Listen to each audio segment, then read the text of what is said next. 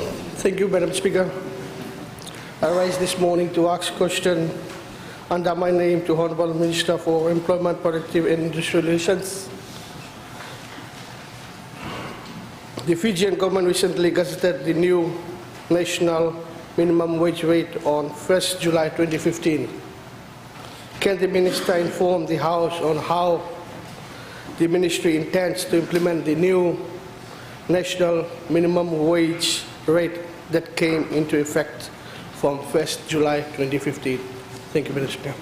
Thank you. I give the floor to the Honourable Minister for Employment, Productivity and Industrial Relations. Madam Speaker, the Honourable Prime Minister, Honourable Leader of the Opposition, Honourable Members, ladies and gentlemen. Prior to the implementation of the national minimum wage on the 1st of July, which was last week, the Ministry had embarked and undertaken a vigorous nationwide media campaign to inform all Fijians of this very important aspect of government's labour reform program, which would benefit about 100,000 workers and their families in this country. Madam Speaker, since the beginning of the year, the media section of the Ministry, with the cooperation of the Ministry of Information, had been conducting periodical television, radio broadcasts and print media releases in an awareness program and campaign for the benefit of all employers and workers alike. Madam Speaker, to date, the Ministry's labour inspectors have conducted inspections and awareness training to about 522 of the 3,963 employers who are covered and will be affected by the newly promulgated national wage minimum regulation. Madam Speaker, within the Ministry, there are only 38 labour enforcement officers who are presently engaged in dealing with about 200 employers a month to have this mammoth task hopefully completed within the next 6 months. Madam Speaker, there has been some confusion due to the miscommunication over the past few days since the national minimum wage regulation came into effect. And for the benefit of all Fijians, I would like to reiterate, as the Minister for Employment, Productivity and Industrial Relations, that the national minimum wage does not repeal, I say again, does not repeal, but coexists with the current sectoral minimum wage rates for workers in the 10 sectors covered under the 2015 wages regulations. Madam Speaker, the 2015 national minimum wage covers workers in the informal sector as well as those workers in the formal sector who are not covered and affected under the current 10 wage regulation orders. And these regulation orders cover the following sectors: the wholesale and retail, hotel and catering, mining and quarrying, manufacturing, road transport, sawmill and logging, printing, security services, garment and building and electrical engineering. Madam Speaker, the national minimum wage is an initiative of the present Fiji First Bainimarama-led government, which is created and implemented to assist and improve the lot of about 100,000 workers and their families, who for many years had been marginalized sector of our Fiji workforce. Madam Speaker, these governments continue to walk the talk by creating a society where there is compassion and positive action for the less fortunate, and at the same time fostering an environment for healthy economic growth in which workers have the best prospects for employment, earning sustainable wages and lifting living standards. Madam Speaker, I thank you. Thank you. Supplementary question, the Honourable Lorna Eden. Thank you, Madam Speaker. Could the Minister please explain what measures are in place to deal with those who do not comply? Thank you. Honourable Minister. Madam Speaker, I hope that we will not have to get to the point where we have to take people to court, because there's been widespread consultations nationwide, and the regulations were based on consensus. Most of the issues raised or the changes made have been accepted by the employers and the workers alike. So I hope that we don't have to get to that. However, to be more specific, For example, an employer who fails to comply may be liable to conviction or a fine not exceeding $20,000 or a term of imprisonment for not exceeding 2 years or both. That is just roughly what the bottom line is in terms of complying. And if people fail to comply, the courts may impose those fines and sentence on someone who offends. Thank you. Supplementary question, the Honourable William Navoka. Thank the Minister for his presentation, Madam Speaker.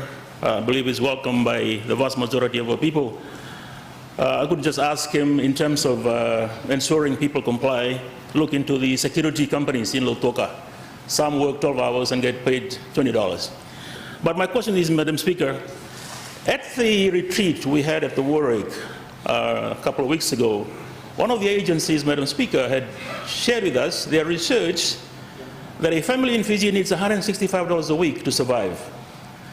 Would the government, instead of focusing on the minimum wage, could we use that minimum $165 a week as a minimum in order for a family in Fiji to survive? I think it's more meaningful as opposed to an hourly wage of $232, which comes under $100, insufficient for a family in Fiji. Thank you, Madam Speaker. Thank you. Honourable Minister. Madam Speaker, I thank the Honourable Member for the question. I was not at the seminar, but in any case, to answer your question, the $2.32 is not the end. Hopefully it will be revoked periodically depending on the economic growth of the country. And it's a question of affordability. Thank you. Thank you. I give the floor to the Honourable Dr. Biman Prasad. Thank you, Madam Speaker. I thank the Honourable Minister for his answers. Just looking at 46 hours a week, $104.40 per week, minus FNPF $10.40. Can I ask the Minister, what is the real wage? And whether we should be concentrating more on the real wages rather than just the nominal wages and the percentage rise. Thank you. Honourable Minister. Madam Speaker, I thank the Honourable Member for the question, but now after having spoken at length about the program, let's not forget, for the first time in Fiji's history, we are providing free education, free tuition, free milk and all that. So all that has been taken into consideration.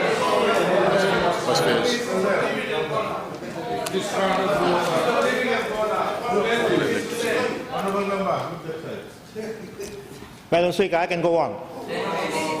But I think the point is, it comes back to the fact that this government has done a lot to help a lot of the less fortunate of this country. Thank you.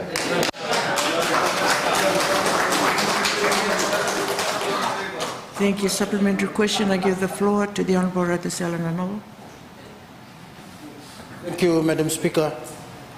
I'd like to take this opportunity to thank the Honourable Minister for what they have done for increasing the minimum wage rate from $2 to $2.32 from this month.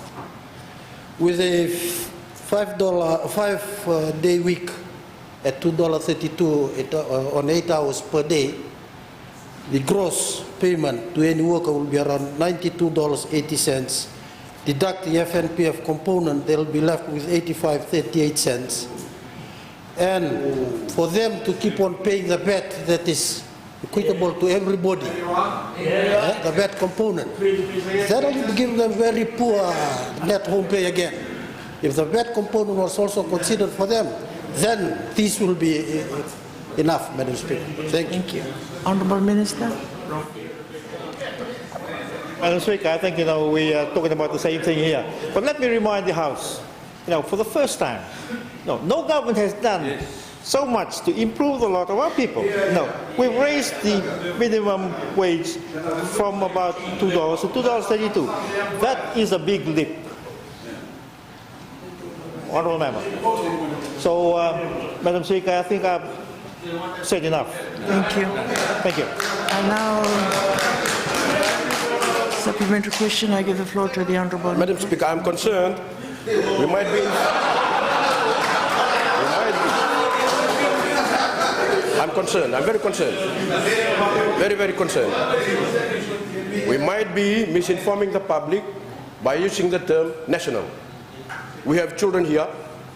Yesterday, we did something wrong. No 20,000 was paid yesterday. Thank you.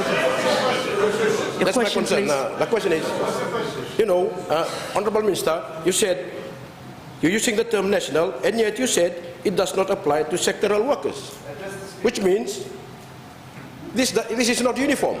So don't you agree that the term national is wrong? It's not uniform. It does not cut across the board. Sectoral workers still have theirs. Honorable Minister. Madam Speaker, I thank the honourable member for the points, but what government has done is to protect the most vulnerable of this nation. Now, hang on. But at least we're doing something. Yeah.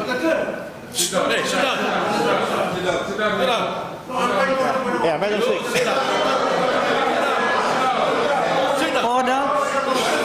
Order. Honorable Minister, you may resume your seat. You may resume your seat. It looks like the question has already been answered. You don't have to continue. They already have the answer. Thank you very much. Thank you.